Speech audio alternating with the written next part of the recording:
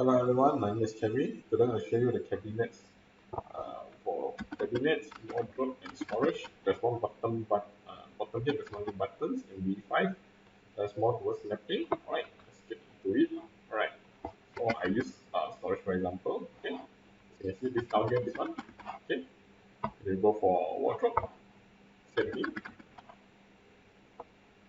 Okay, cabinets. Alright, so for storage, okay, coming to here, it's combination 4.0. After that one, do something like this. Usually you will uh, set 0, or we can just drag it snap like this. Okay, so see, you will like auto snap. So sometimes you guys like it's not good, then you can change. Right, so we can change this one limit.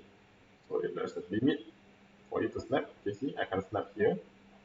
Okay, no adaptation. Okay, so sometimes hard. Okay, sometimes you put and it doesn't see. Like, okay, that's for no adaptation limit. Okay, same thing. But at this limit you still can move around. Okay, when you mouse over, there's a description on it.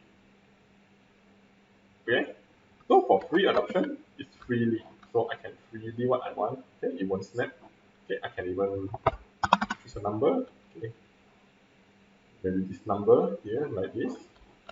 Then shift select everything. Press Z. Okay, okay. Then I can readjust the size, or then maybe just on back the set. See, so this is a free condition. So maybe just 22 movie limit. Yeah, it's almost same thing. Okay. So maybe no adoption. Yeah, I can see, as you can see, it goes closer. Okay. And now you can do 0. Okay. So this is a new function for this side one. Alright. Free will be free and easy. Alright. Thanks for watching. Hit the like button and subscribe. Okay. Bye.